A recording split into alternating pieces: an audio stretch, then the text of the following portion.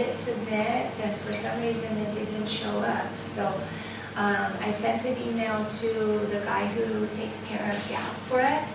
And there was two confusions, because one was I was asking, because they said also that they can't see the rubric for CLA 1, PA 1.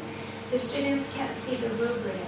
So I was asking the guy who takes care of GAP these two questions. My question, they can't see my grade, but they can see the feedback. But I didn't use a rubric. There was no rubric. And no, yes, there is a rubric. So you can't see my rubric. Teacher, I got a very low score. So I would like to know what mistake I made. So because you don't follow IBA format, okay? And your question kind of own theory. You don't give any practical. You don't really answer the questions there. You give your own theory. Yeah, so maybe I just want to look at the feedback so I can fix this in my next. Yeah. I will show you. So my question is, did you fill out the rubric, or did you insert the grade manual? No, I have to fill out the rubric. You filled it out, yeah, the right? system automatically do it. Yeah. So for some reason they can't see it. So then the problem with the PA1 is because the assignment was set up incorrectly in GAP. We have a new assistant who's helping the technology guy, and I guess he didn't do it correctly. So fortunately you figured it out right away, so we can double check and make sure the other ones are set up correctly. So I don't know what the issue is. I did send an email, and there was some confusion because I was asking the two questions about the two scores, and he answered one question, I thought he was answering the other. So I'm not sure why you can't see the grade yet, but I'll get it fixed. I can have a question. Is it the first online course at Westcliff? No. When Whether they have any technical problems? Well, yeah, I don't know why. question. No, we have a lot of experience with this, so there shouldn't be technical problems, and there always are. I don't know why. What other technical problems have you had? Yeah, just The like date. the online one and the date. They due submit date. the previous Well, that course, we got that problem. So like in this course, for example, there was a problem because in the rubric it said that the assignment was due week 4, but then the link was on week 3, right? It's human error, it's not technical error. Right? It's human mistakes. They put in the wrong week. So when that happens, I'm sorry, I apologize. It's not perfect. You have too many courses that they cannot look at all of them. So many courses, so many teachers, so many students, so many assignments. It's a lot to Also manage. the ESO here, right? Yeah. And the quiz in the second course, Uh-huh. was the previous quiz. I mean, the first time Oh, we did right? yeah. We did, okay, we oh wow, the same quiz for the first course. Are you serious? And then we arrived. They didn't tell you I was a little bit careless. What? What did you say? So you can apply for that position. I think the secretary Yeah, you was were a little good. bit careless. Yeah, that is careless. That is, absolutely. So once again, please let me know if that kind of thing happens. Do you have April Vaughn's email? Yeah. So if you email her, she's there in the office every day, so she can solve it right away. She'll take care of it and make sure it gets resolved. For technical issues, you don't need to come to me. If you have a bigger problem, you can come to me. Okay, I'll fix it. But for technical issues, ask her, she'll fix it. It shouldn't happen. I apologize for it, but It's not your mistake. yeah, it's not. And it's not because of lack of experience either. That's why it shouldn't happen. We have so many online courses going all over the world, because not only do we have the programs in the College of Education that I'm responsible for, but we also have a College of Business. And so we have an MBA program. We have a special program that we run with Nepal for MBA. We have another MBA program we run with India. So we have all kinds of, international cooperation. It's just, like, there's just so much to be done. Unfortunately, sometimes some things slip through the cracks. The connection between Vietnam and US is a problem. We need optical fiber. the serious problem. Yeah, and actually it's pretty good because the connection with India and Nepal is worse. They don't have reliable internet there. You have reliable internet here, right? Really? Because when we were having a VCS, The issue there, oh, it dropped once, didn't it? It dropped and I had to get back online, right? Yeah. Okay, where was I when I did that VCS? Was I in the US or was I in India? I was in India, right? Yeah. So it was decent, right? It depends on where you are. but whenever we turn on the microphone, But the problem with that was because you guys are all in the same room. And so what happens is your microphone picks up the guy next to you who's speaking. Because usually what happens in that situation with the VCS, everybody's in their own home. Yeah, different It's way. a very unusual situation where we have everybody in the same classroom Yeah. doing the VCS. so there should be somewhere. So there should be somewhere. So each of us will stay in one room, okay? We'll utilize the whole Yeah, everybody go in a different classroom, right? So that issue is on your end, not ours. Yeah, the technical officials about this. Yeah, so they're going to look into it and see how that can be fixed. That's one alternative, right? Is if people can be in different rooms or spread out more, something that's the Can we stay home on Saturday?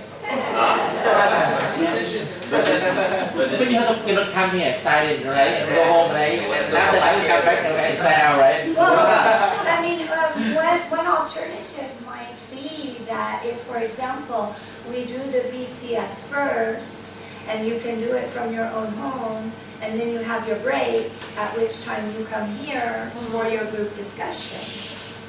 the problem is because this is working hours, so we're supposed to be here at 10. Here. Yeah. Okay, all right, so that won't work. So that's Okay. about All someone right, so you else's need to job. be in different rooms, or we need to get, it's a technical issue here that needs to be resolved. We have Yeah, so speaking of which, with the reading for chapter 11, I chose which pages to read. We're talking about chapter 11 for next week, right? Is that correct? I said 10 we skip, right? 9? Skip 9. So for chapter 10 I chose the pages. However, I sent my choices to Kyle, who is also teaching SLA right now, to the other group in the United States, because I want us to coordinate and make the same decisions. So I told him, look, I told the students they don't need to read chapter 9. If you want to tell your students the same thing, fine. And these are the pages I choose for chapter 10. Do you agree with me? So I want his feedback on it too, to see if he agrees. So hopefully he'll get back to me tonight, and then I'll send it to you. I don't think you'll be worried about reading for next week until after Sunday, right? Because you're going to worry about your CLA one, your discussion board questions. Where do you send us? An email or through Gap? Yeah, I'll send a message through Gap, right? That's usually the place where I communicate with you. Do you see that? Do you see those messages? Yeah. Yeah? Okay. So, Sometime when I'm checking. yeah. Sorry. This is our problem. Yeah, so check on Gap. I'll post a message in Gap, so check there. So as soon as I make a decision on the pages, then I'll post it there. As soon as I have the study guide ready for the quiz, I'll post it there. I'll also work with Kyle about that because it needs to be uniform. It needs to be the same quiz. Yeah.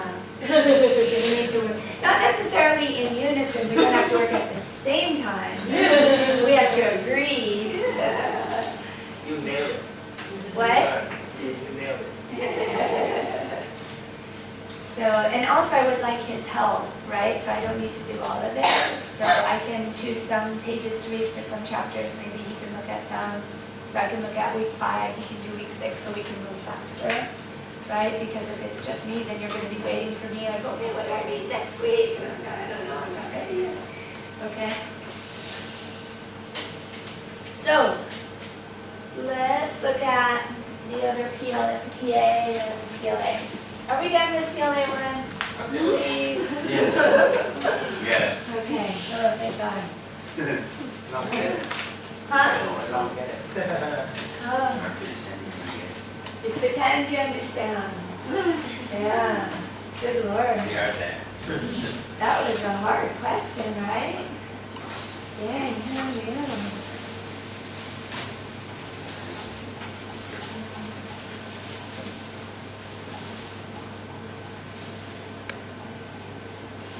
You can type training update. Can I? Yeah. It's on page 20? Yeah, training something. Okay, right here? Yeah, Are training you sure it's 20? Try training 5. What? No? So, Try again. delete. It's fast forward scroll. 6.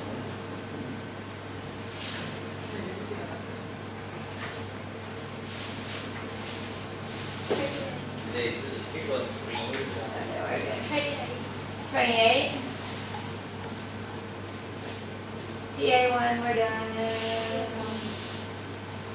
CLA1, we're done. Thank God. Almost. Alright. PA2. Okay. U-shape learning. What is that? Okay. Can you think of any... Did you guys read this last night? Yes. You did? Okay. Do you have any questions about it? It's so short, but here we are required to write from 2 to 3 pages. You think that there's not enough to say? Yeah.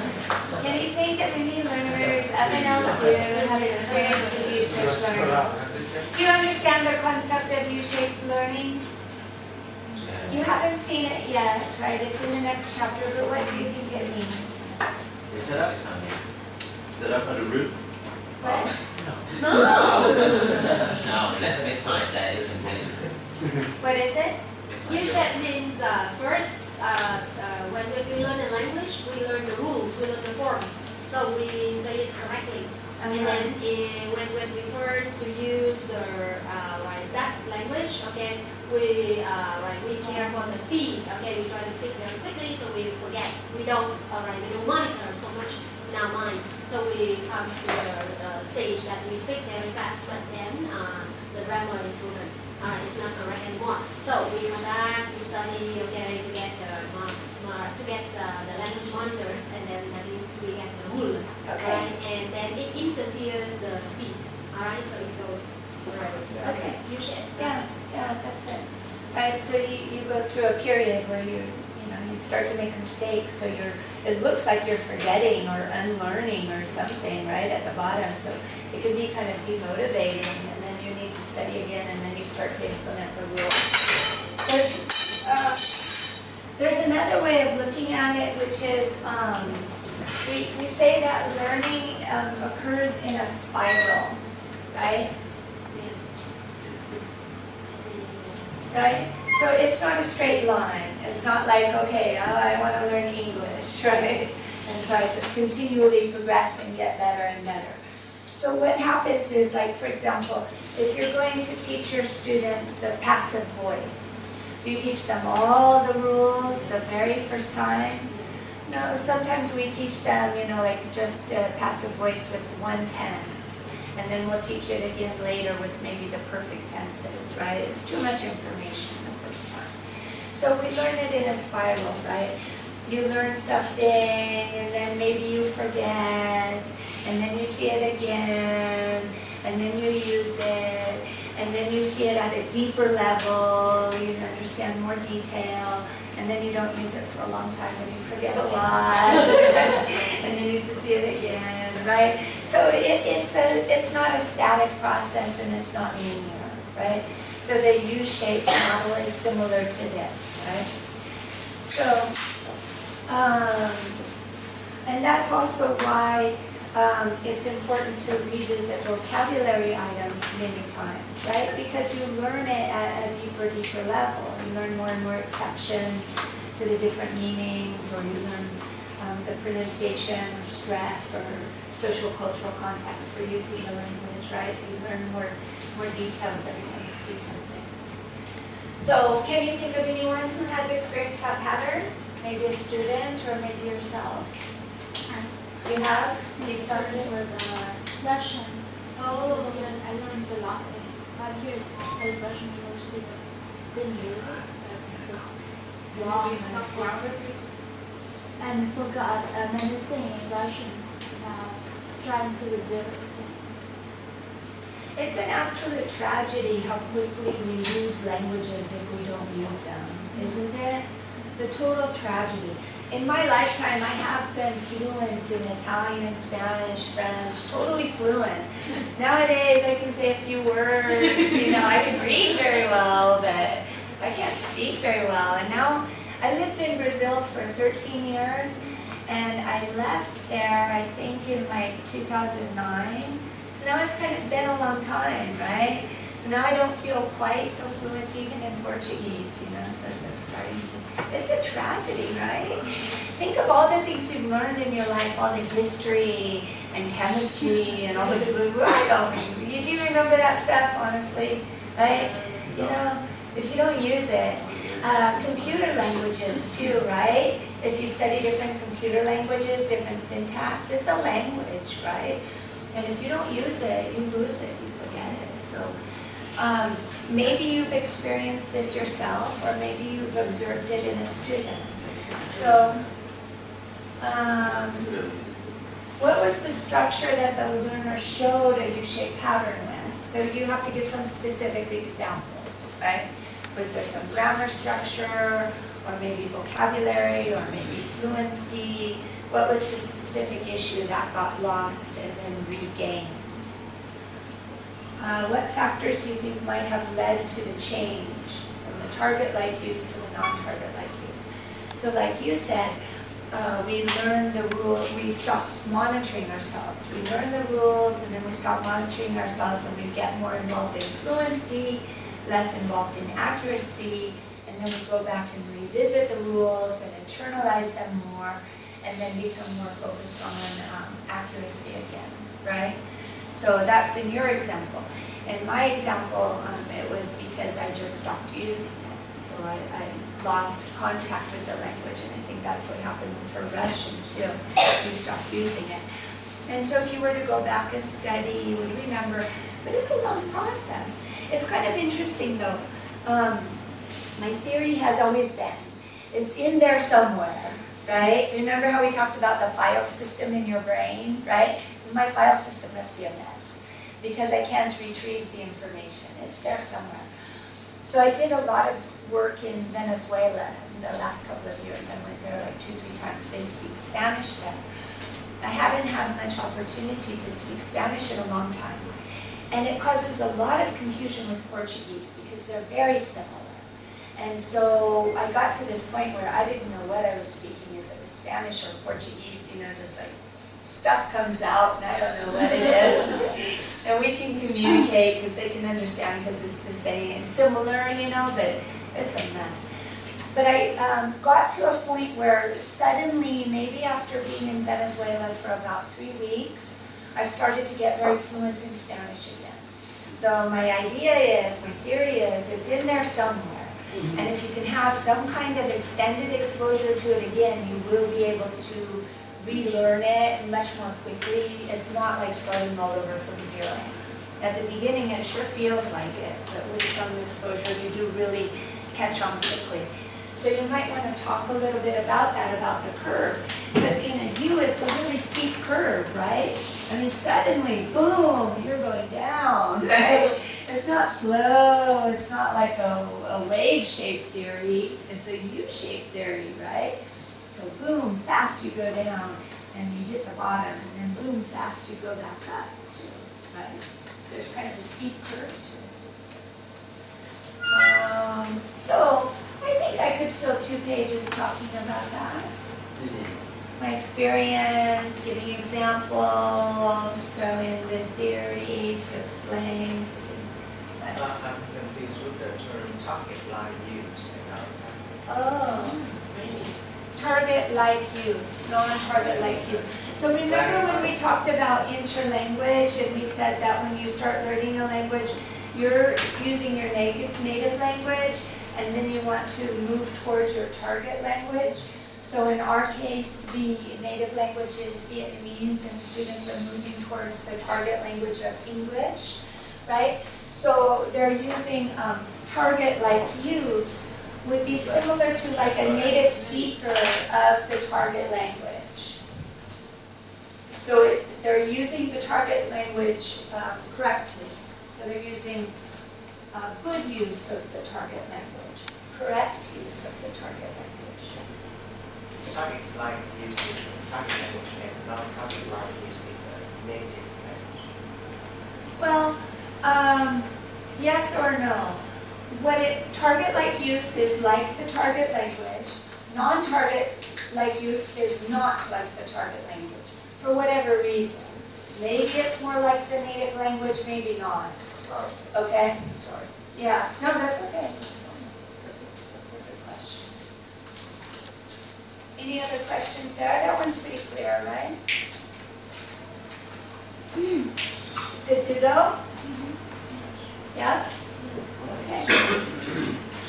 Yes, yeah. Yeah? Excuse me. Yes. It is what was the structure that the learner showed the U-shaped pattern with? It is we give different examples with that, just the grammar structure. Sounds like they're asking about grammar structure, doesn't it? But we haven't read the chapter yet. Let's go back and read the chapter, see what theory they talk about. Because I believe that they talk about more than structure. I think it also includes ideas of fluency, right? So It's no, it is just about structure. structure only, like Yeah. the present simple tense versus the present continuous tense. Those were the examples they gave, yeah.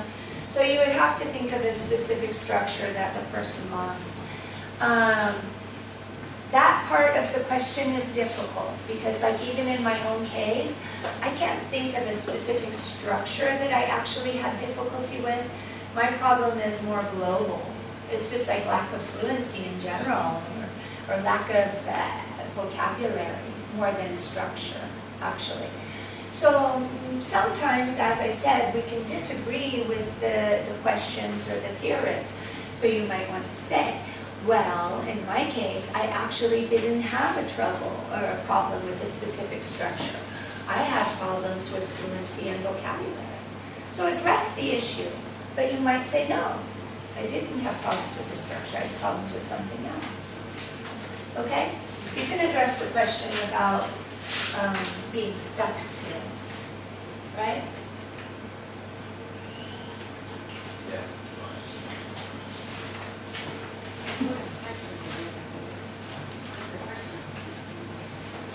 It's okay, Hannah? Can we have some more discussion on the factors that may lead to the change from the target like use to the non-target like use? Yeah, sure, we mentioned a lot of them, right? What were some of the factors we talked about that would cause you to lose your fluency that you... Got use in. Okay, so lack of use. You can focus more on that. Stop focusing on it because you feel very confident, so you start focusing more on accuracy. You stop focusing on accuracy and start focusing more on fluency. What We else? receive the new things. Yeah. How does that work? For example, Your brain is if we receive the new things, maybe we have some mixture between the old with the previous thing to the new things. Okay.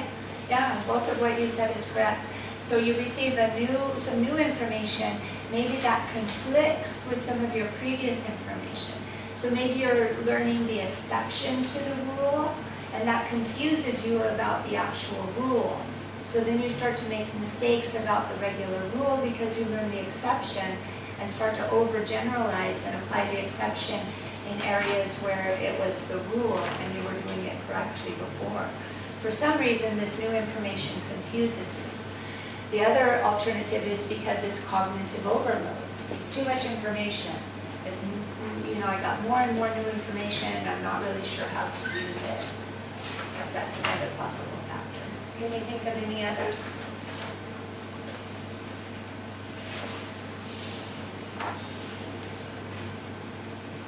I think one factor about the society is another factor also. For example, now Russian before was Soviet Union, very famous, very powerful country. Now it's the economic crisis and it's not as famous for how before. So people you don't really study Russian. Sure, that's a great point. Yeah. So there's less reason to use the language, right? There's less, because of the social, cultural, political situation that has changed, where Russia used to be one of the big superpowers in the world, now it's kind of lost political status. So there's less reason for people to study and use the language. So as a result of this, there's less motivation. This is why she stopped using the language. She had less reason to use it. Should we include the political reasons? What? Should we include the political events? Sure, that can be included, absolutely. When I was telling you that I'm having some trouble with this textbook because I think he kind of goes into too much detail on some stuff and not on others. The other textbook that I use to teach this course has a chapter on psychological variables. It talks about individual learner differences like age and motivation and different factors that are inside you as a person. And the whole other chapter is on social-cultural variables. So how does society influence? How does living in a new culture influence? How does these things like political, economic situations influence, right? So it's a possible explanation. This PA we talk about one specific learner or in general? Well, it's asking you about one person. Well, it says any learners, so you might think of a group of people. That's a possibility too. You might have two students. Yes, it happened to this one for these reasons. He had trouble with these structures. And I had this other student, and she had trouble because of these reasons and with these structures. So, it can be longer now because yeah. You talked about two people, now you've got Three four. is okay, right? Yeah.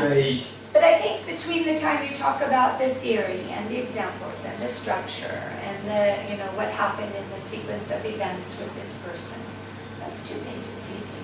I think that has a lot of questions in there. Next week that will be Actually. 2 pages.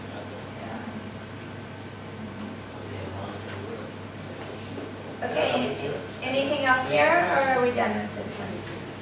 Are we good?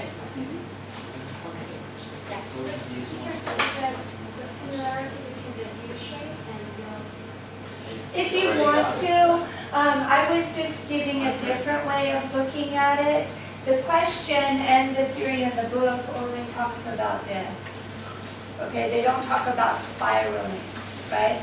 But that is a very common concept in learning theory, is that we forget, we need to re-see things, we see them at new levels, we learn new information, so it causes confusion, we forget, and then it solidifies.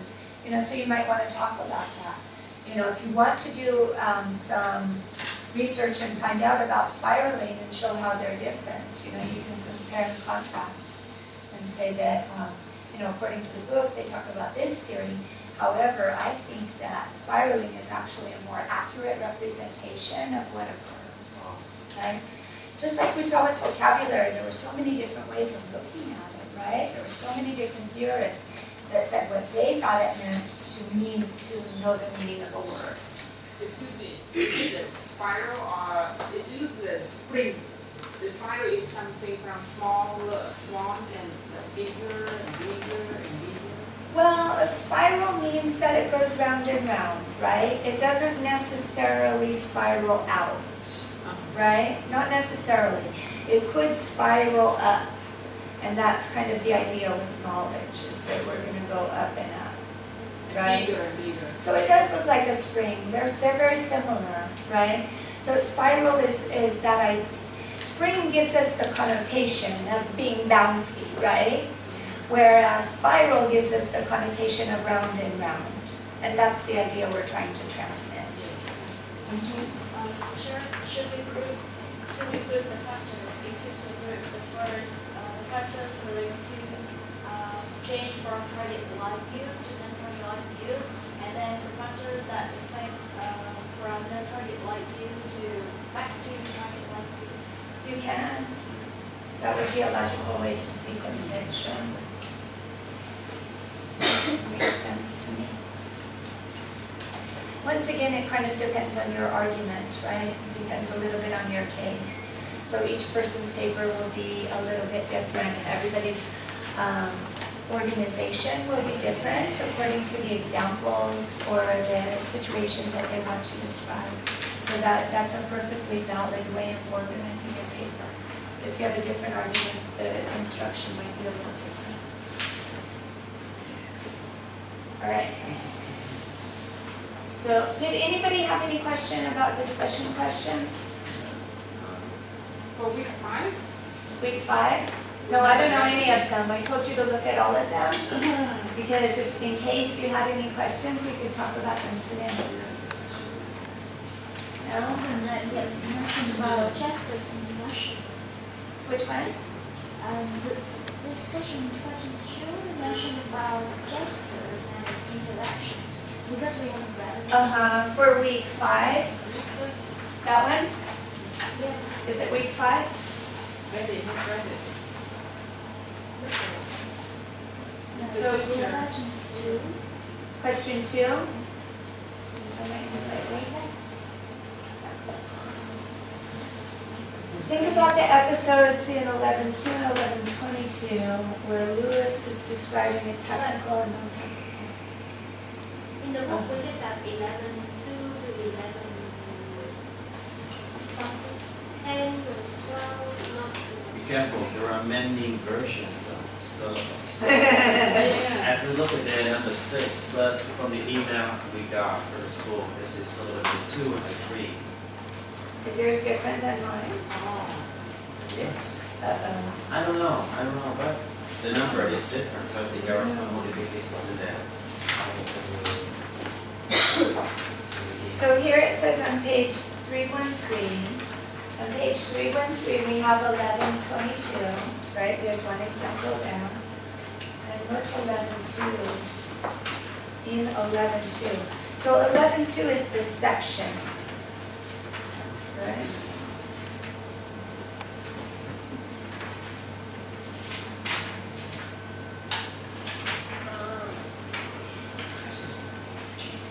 What's 11.2? Social cultural approaches, right? That's the name of this section.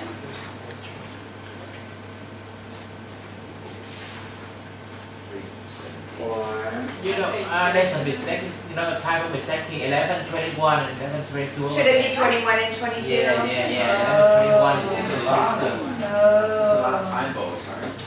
Yeah, that's terrible. I apologize. Sorry. So 11:21 and 11:22 on page 313. Yeah. Okay, so it's those two examples there. Did everybody understand? On page 313, you have two examples, 11-21 and 11-22. Yeah. So this is a mistake. It should be 21, not Yeah. 2. Yeah. Okay. Okay, good thing you asked.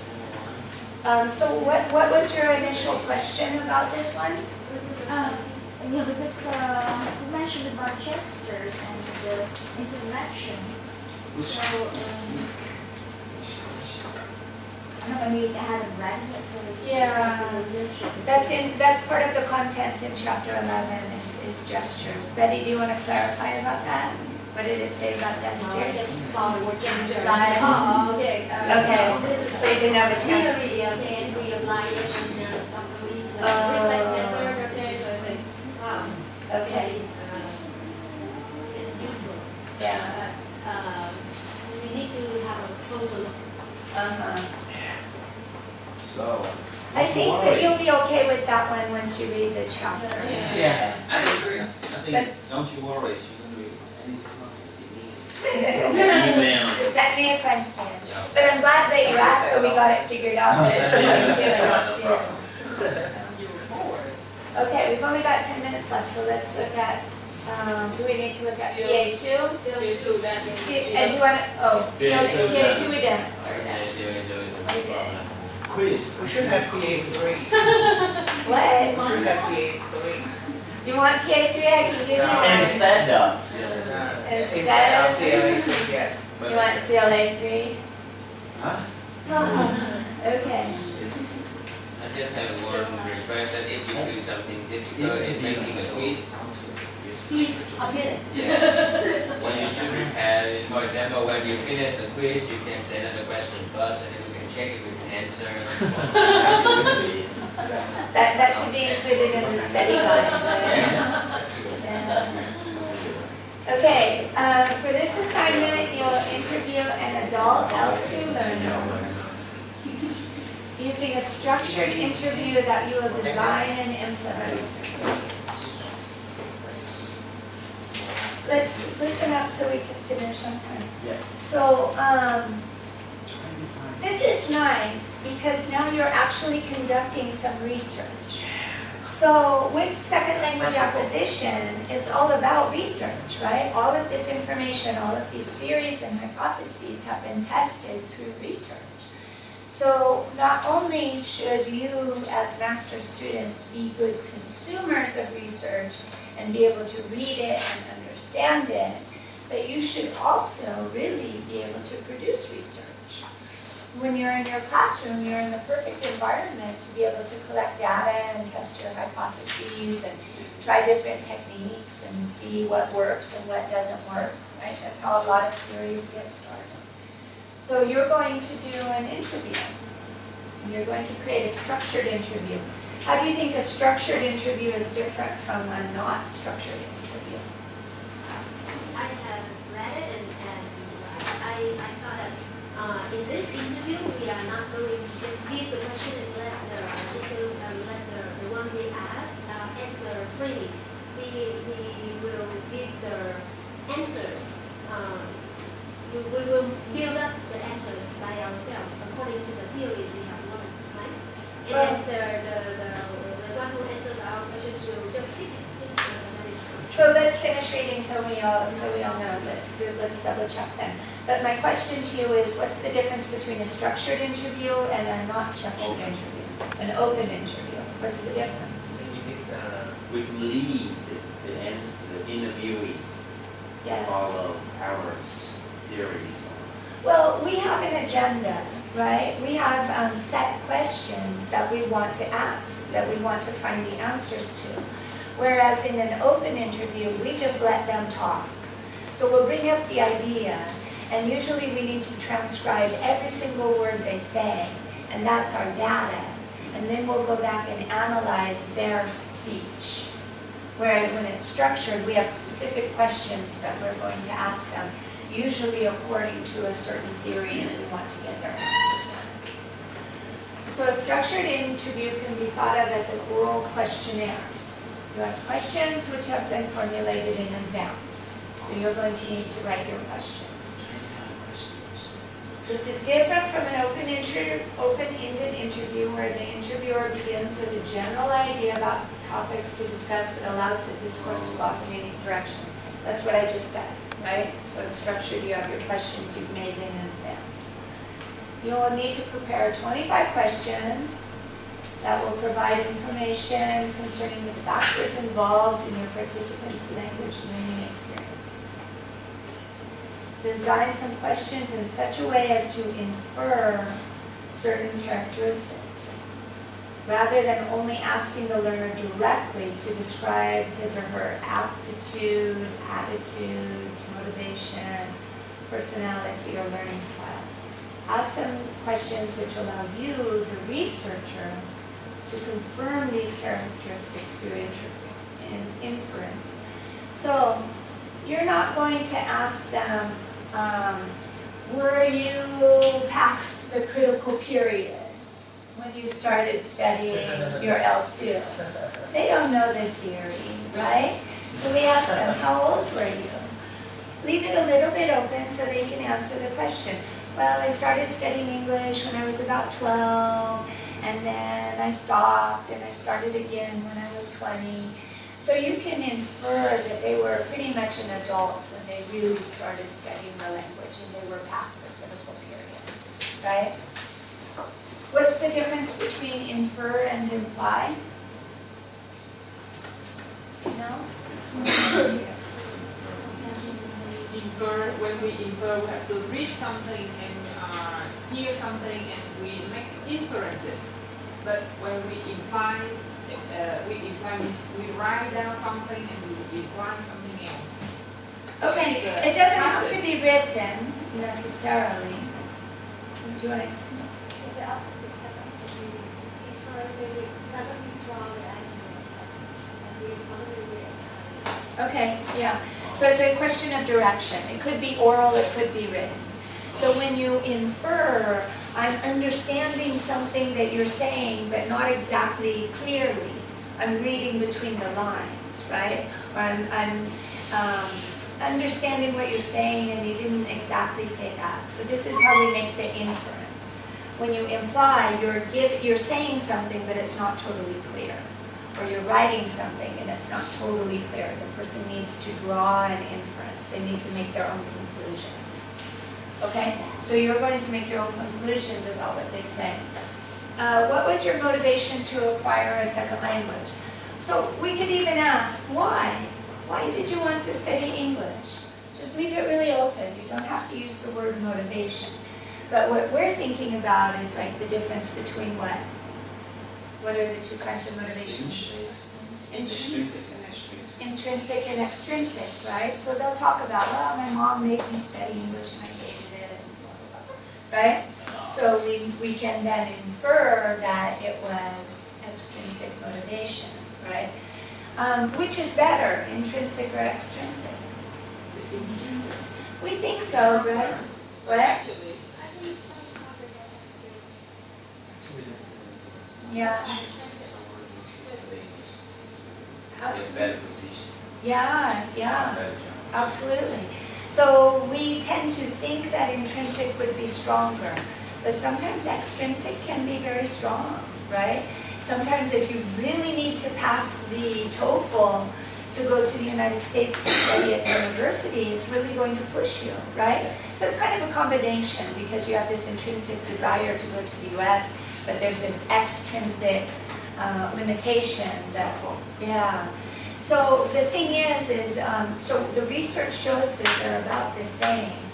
But the thing is once that form of motivation is gone, then of course it no longer applies an influence. So once you've passed the TOEFL, then it's no longer an element that influences your desire to study the language. There are other types of motivation too, right? I don't know if you've studied about those, have you? Besides intrinsic and extrinsic. There are others. I won't go into it now because that's not like a whole lesson. But, describe the environment in which you study. So what are we trying to infer from that question?